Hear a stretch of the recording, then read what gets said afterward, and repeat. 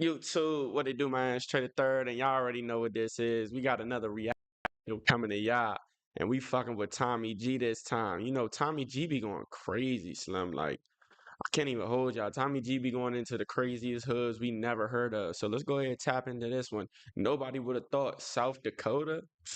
Nobody would have thought South Dakota be lit. So hey, let's go ahead and tap in. If you like videos like this, man, go ahead and subscribe to the channel because you know we got them popping every day for y'all. Rapid City police are on the lookout for several suspects following 5 shootings in the last week. In the last few years, the Rapid City Police Department has seen an uptick in violent crimes. Dude basically said, hey, I'm coming back. I'm shooting up this whole show. I have to take my brother up after he got shot, you know? He said they got a whole show. I never planned to be 50 years old ever. I thought I would be passed away way before that, you know. My daughter, okay, you know, supposedly she was accidentally shot by like a Native American hit her with a gun. On some reservation tip.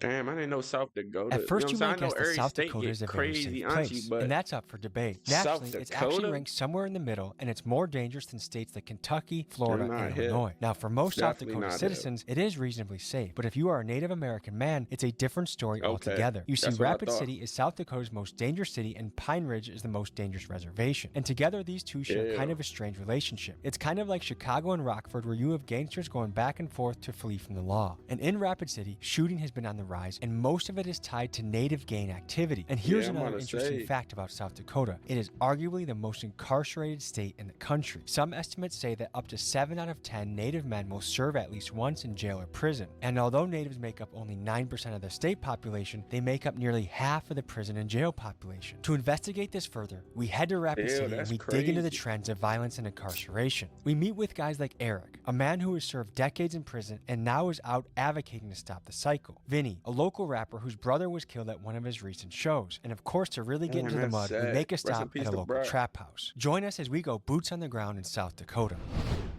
Quick announcement, folks. New shirt dropped on the site. Low key in the front, big dogs gotta eat, and busy in the back. If you want to be one of the first to get your hands on this shirt, link is in the description, and rep the channel. And now, back to the video. One of them jams. I don't know if I'm spending a whole 30 on that jam, but hey. Definitely would get one of them bitches. When I see these young men, I see potential in them. I see something that they could become, and I see the gang lifestyle is mostly just taken away from what they could become. What needs to happen for kids that grow up in an area like this to say, I want to be an engineer or a doctor, or I want to run my own landscaping business, rather than I want to shoot somebody that's a lot like me that just happens to live in a slightly different part of my neighborhood. Big dog. I don't know if we'll ever find that answer, but that's videos, you part of the discovery that we're on this channel. But we're gonna dive into the most dangerous city in South Dakota. Happy that you coming to show off their shit. Tell us where we are right now. We in Lakota Homes right now. This deep north, you know what I'm saying? Deep north side. It's a little dilapidated. The thing is, a lot of rappers, y'all like be having a sense of mind, bro. They really be trying to get some money. They usually the dude in the hood actually get into some chicken, so they the mindset. But when you rapping, you also gotta glorify the street shit. Like, it's hard to do both, to be honest. But there's a lot of love in the area, you know what I'm saying? The ghetto is part of town right here, man. Yeah? It's our own little world over here, you know? Because it's like, even though we're so close to everything else, you can go right down the street and see business districts and shit like that.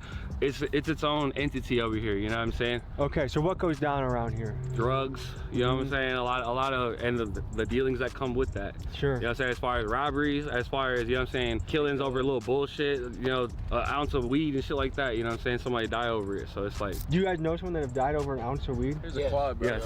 Over an ounce of weed? 7 grams. 7 grams.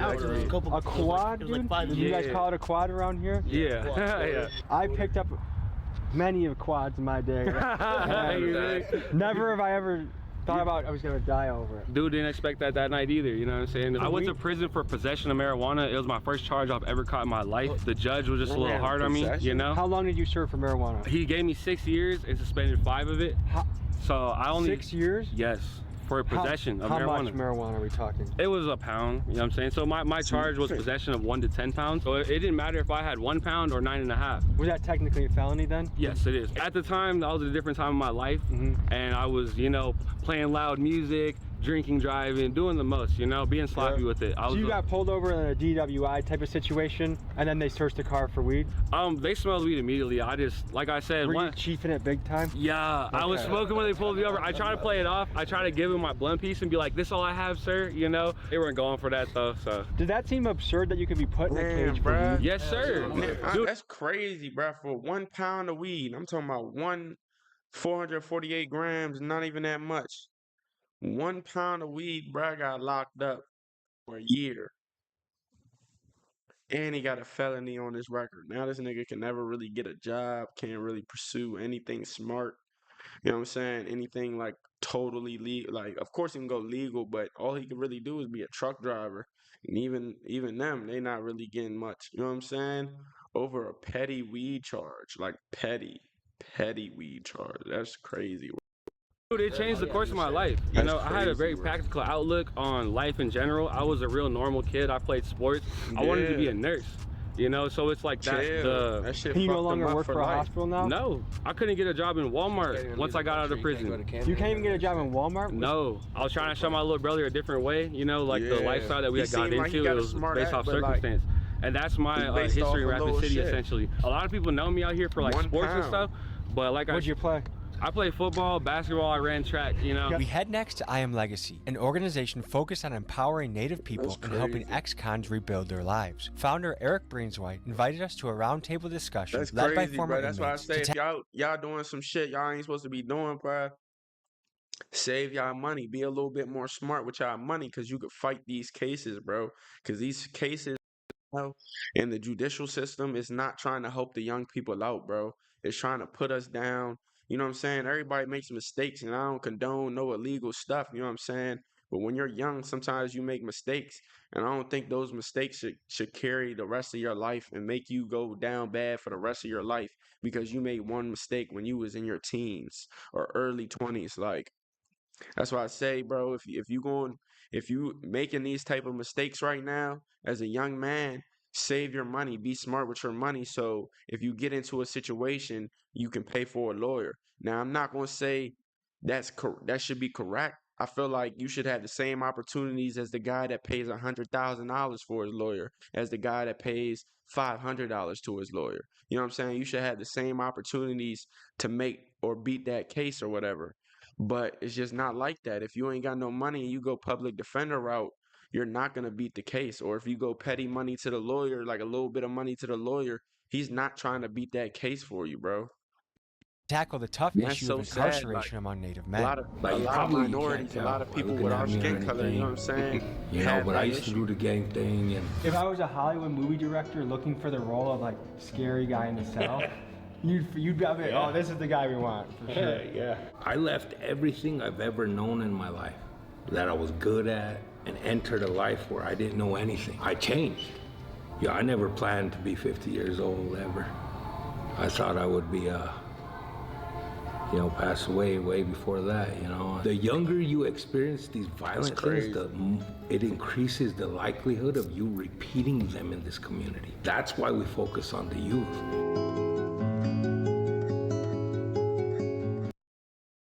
Meet the new standard in sleep. This is Pod 4 Ultra. Work right there. But, one of the things that to help these guys, kind of redirect their aggression a little bit. Yeah. So you come in here, tire them out a little bit, put them on the weight, healthy choices, healthy options. We also do drug court. That's good. This is what we offer AA, NA. And shout out to Brad for really coming back and making a difference in the community. We've been there. That's why we care. And there is a way out. We found it, and that's all we're trying to show these young brothers. Exactly. You know what I'm saying? And you're more susceptible to listen to a dude like this than some corporate dude that never lived your lifestyle, and that's just a fact.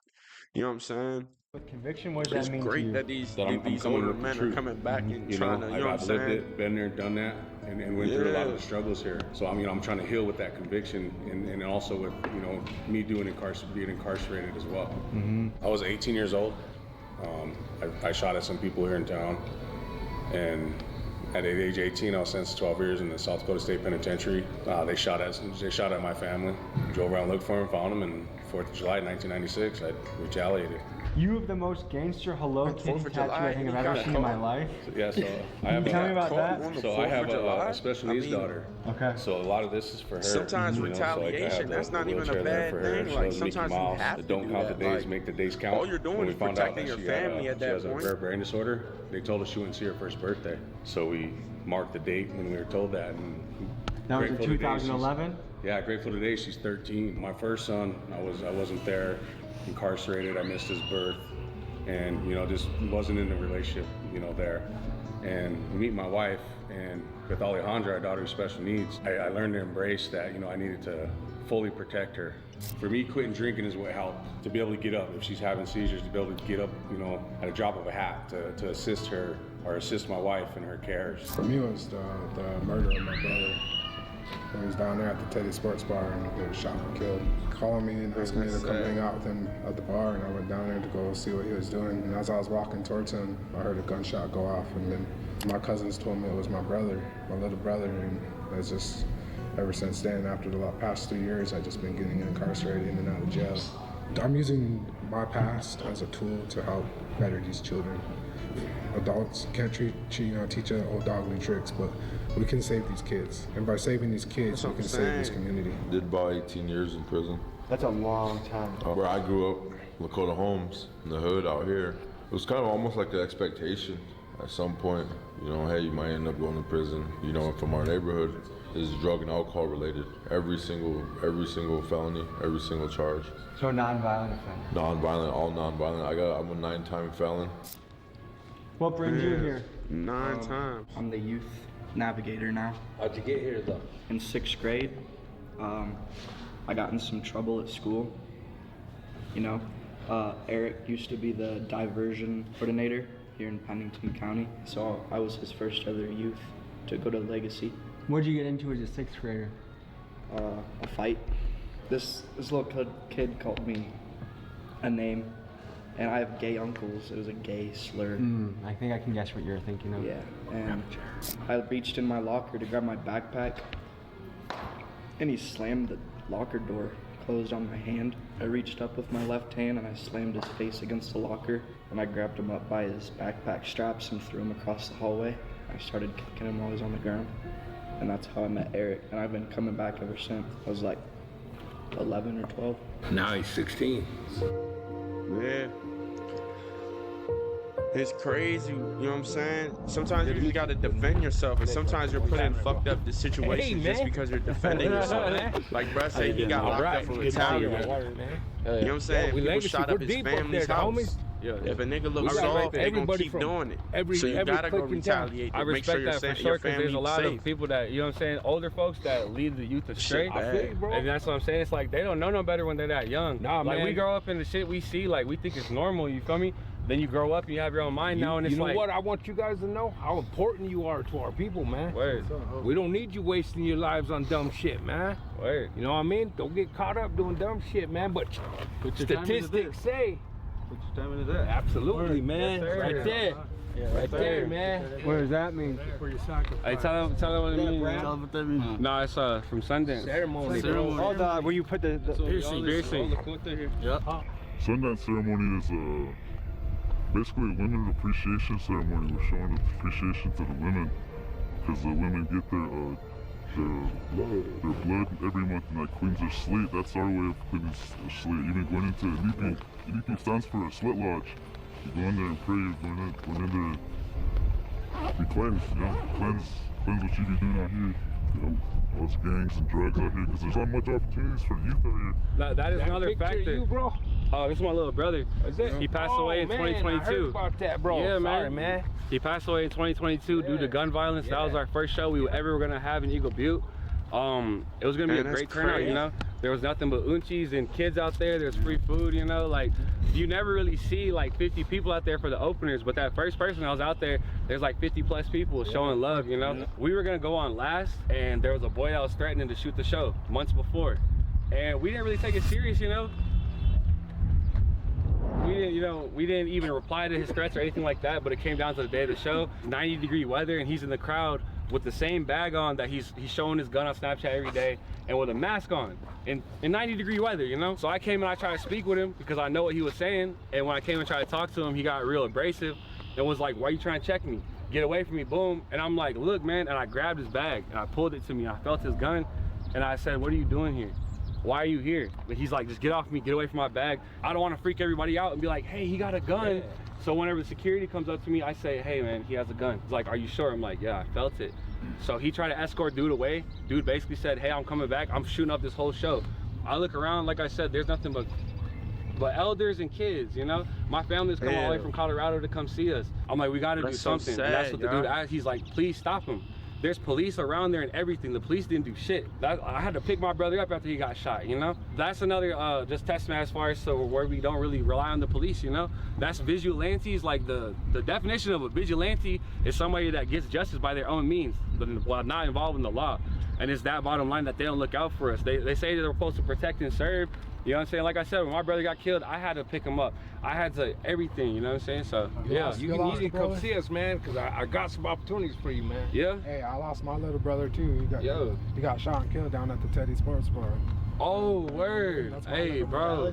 Yeah, hey, rest his soul, bro. That's what I'm saying. That shit like that rocks the city. Hey, this happened to every generation, though. When I was a youngster, my best homie got shot in the face at my house right up the hill right here, man. Word. In the hood, you know, it changed us forever, man. So the police will come through here, etc., but they're not too quick to. It's in a suburban area on the west side or something. Something goes down, they're there like that. Why do you think that is? Because we're disposable. I'm gonna be real. All we get is each other. Is it Rapid City They PD want or this shit to native stay the police same like that, bro. They want people to stay in the same area. They don't want people to move. They want, you know what I'm saying? This is the reason why they do it. If a nigga go to the west side, he start shooting up, it's over there like this, like he said, right? Because they don't want those type of people to migrate over there and think it's cool. If niggas get to spending in this area, feds don't pull up. Most likely, you might not get caught for shooting. You know what I'm saying? Like he said, most people getting shot. He said, like Big Bruh said, drugs and alcohol and, you know what I'm saying, non-aggressive charges is what these people getting charged with. And the reason that is because, yeah, they're driving around, police gonna pull them over, that's how they bag them. But over here, they still doing hella shootings, they still getting in hella of aggressive fights, but the feds not pulling up that fast because they like it staying in one area. No bap, no white people, no like civilized ass people are coming to this area, so there's no worry about the shootings over here. They don't care about those. There ain't no natives on the RP. There's no natives on the Rapid City Police Force? What percentage of the city is native? At least a quarter. Yeah. You can't be in the position where someone abuses it with their power, and you can't be in the position where you abuse someone with the power that you're given. Because you can be kind, but never try to be submissive. And you can be strong, but you can never be cruel. We have a present for you, Vinny. Big dog's got to eat. Yes, sir. Yes, sir. Welcome to my gang. You know what I mean? Hey, yes, sir. I was born with, but that's another story for the poor kids who always wanted some Jordans. Mamas couldn't afford them. Now they out there on the corner with drama from law enforcement. I could tell you about the horrors of wishing you was aborted. But since this life is a game, you ain't finna see me forfeit. I'm winning till I can't play, but even then I be scoring. There's some shit that's more important than them hoes that's gonna be swarming once they find out you're recording. Where are them hoes before then, huh? Nah, for real. Once they find out you recording, where was them hoes before then? This is why I stopped shopping on Amazon, got some bars, and you should too. Though, Don't shorty. spend another dime on Amazon. They get on his rap shit. What's Brad's rap name? I might have to get on his shit. Cause he just like has some real bars right there. For moms that have lost sons to the street, I presume. This is gonna be kind of a tough conversation. Nice to meet you. How you doing? It's gonna be hard. So we're covering sort of the streets, the gang life, and also just gun violence at a young age. What have you seen as a mom in Rapid City? Like a shout out to Tommy though. Tommy really be trying to like put out the positivity when he goes to these hoods. A lot of the times he clicks in with the young niggas. Some young niggas be on some dumb shit, some of them. But that rapper right there, a lot of these rappers that be in the hood, they be promoting positive shit when they on Tommy G's interviews and shit. They be showing a different side to the hood that they not trying to be in this situation. They trying to get out of it. And I can respect Tommy for that. He be going to little, you know what I'm saying? You see how he just went to the little club where they trying to help the youth, and now he's going to the grief meetings and shit, just, you know what I'm saying, showing that these mothers want to promote positivity and, like, you know what I'm saying, change the youth outspec, or what's the outpoint, is it outpoint, damn, I don't even know what I'm saying, but you know what I'm saying, just want to change their whole look at things for real, you know what I'm saying, we hoping the youth can take a different route, you know what I'm saying, look at different things in a different way, as opposed to just looking at it like I gotta be hot, I gotta be gangster and shit. Shit is hard. I've seen a lot of violence and a lot of killings. Not so much when I was growing up. There was, you know, here and there, nothing like today. You think it's worse now? Oh, definitely. Okay. There wasn't as much guns back when we were growing up at all. You know, everybody has a gun these days. Are the guns in South Dakota in the hood, are a lot of them legal or illegal guns? You guys know? Illegal. Both. Yeah, well now they've made it easier to get guns, so, you know, both, yeah, I would say. I guess, so what, are there any stories that can illustrate, you know, what you've seen or what you've heard in the area that talk about gun violence and things? Both of my children died from a gun. My son always had a gun. My older son, he always carried a gun. He's not anymore. He's 31 and a dad now. What brought him out of the gang life? His kids. Now, gangs can be really attractive for a young man, right? Why do you think that is? And do you think it actually brings any benefit to their life? I have my oldest son who I kept in every sport available. He didn't have time to do any of that stuff. Mm-hmm. But as soon as he hit high school, and that attraction was just immediate. You know, he started then missing school and then running and getting in trouble. Whereas with CJ, he was kind of, you know, I moved to Mitchell, moved all my kids there. They gradually came back here. They didn't like it there. So he was around it all the time. And to me, it seems like he kind of just, you know, he still got in his fights and ran around, but, you know, he wasn't kept from it like I did with my older son. And I feel like he kind of, you know, kept himself out of trouble. Although, you know, ultimately he died from suicide. Mm. And then also my daughter, you know, I probably never know the real true story there, but you know, supposedly she was accidentally shot by another guy there with a gun. I feel like teenagers, when they want to get into trouble, they find a way to do it. Right. Even if you have strict parents. I know firsthand. I had the strict parents of my friend group, and we still found ways to get into trouble. But do you think gangs offer anything positive? Because to me, when I look at it, it just seems like when you sign up for that lifestyle, you're pretty much signing up for incarceration or death, or you might be rich at certain points when you make a play, but for the most part, you're gonna keep losing that and have setbacks. Did you think it brought anything positive to your son's life? No, and he had a good home life. You know, he had me. He didn't actually have his biological father in his life much, but once I got married, he had, you know, a stepdad, and he did not have a family home life. I know, like, if you ask like hardcore Republicans, they'll say like the reason gangs happen is the absence of fathers in the household.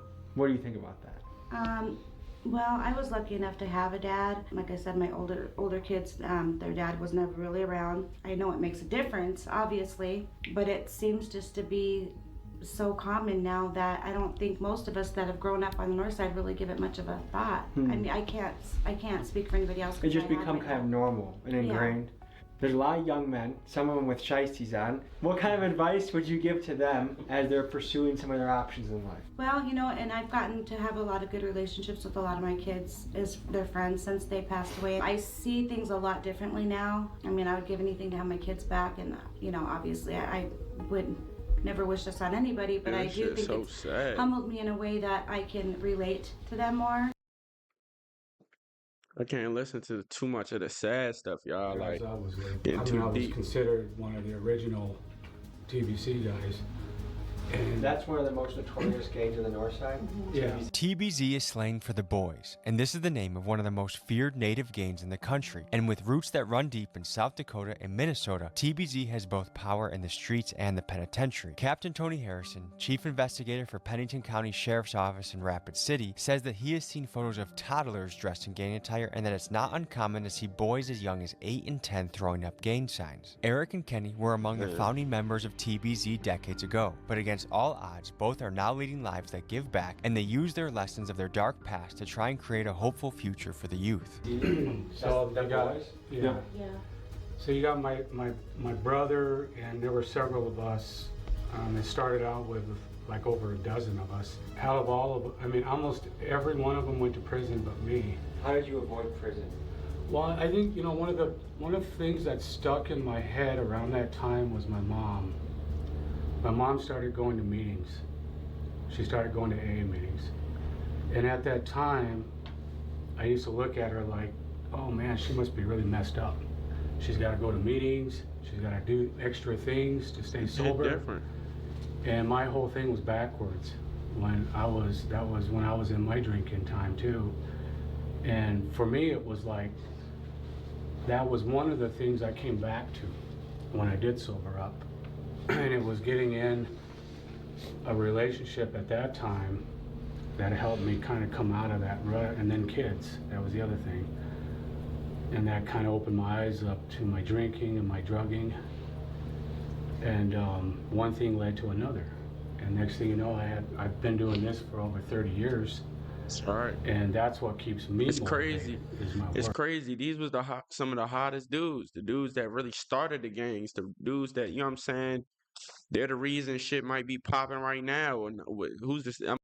Shit would be popping regardless of these dudes. If they was doing it or whoever was doing it, it would still be popping. But the fact that he's coming around and showing the youth a different thing, like, damn, you talking to one of the founders of this shit.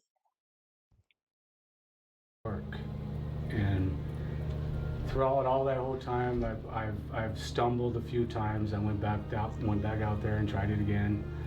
That lasted a short time, but I knew what was better at that time. I guess that's the core of it for me, is getting some kind of a structure in your life to go to. You're positive.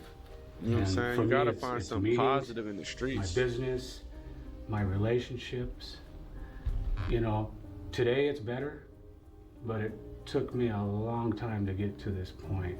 It's amazing how many times you can take doing the same shit over and over to learn the lesson properly. Yeah.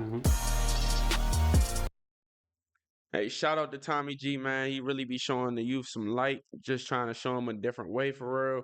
You know what I'm saying? Getting us hip to all types of events that be and shit like that. So, you know what I'm saying? I appreciate Tommy G, and I appreciate y'all for tuning in. Hopefully y'all got some you know what I'm saying, some good input from this video, some good advice from this video if you're in the streets mainly. And if you're not, you know what I'm saying, I know sometimes this stuff could be entertaining, but it's really nothing to be played with, bruh. And I really hope, you know what I'm saying, y'all look at it that way, as it's nothing to be played with. You know what I'm saying? And if you like videos like this, go ahead and subscribe to the channel. We got lit videos coming every day. I do all types of videos. So if you bored, man, just go ahead and tap in with me. No doubt.